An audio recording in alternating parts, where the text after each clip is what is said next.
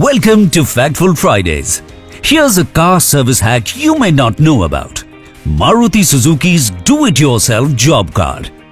Explaining your car's issues at the service desk can be tiring, and sometimes you may forget to mention important details. What if all of it can be sorted before you even step in?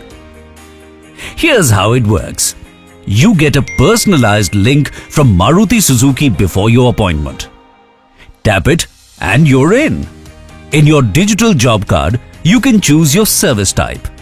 Then enter your odometer reading, which basically means the total distance your car has traveled. This information is useful for determining your car's needs. Then you can enter any special demands. You can talk about a specific concern, an additional check you want us to perform, anything. This is your space. You can take your time in thinking of a response. You can also use the customer voice feature to speak in your voice. Once you hit submit, your inputs travel straight to our workshop team.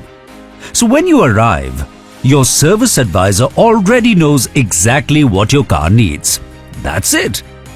Got a topic you'd like us to cover next? Drop it in the comments. Your idea might feature in our next Factful Fridays. Stay safe, stay informed.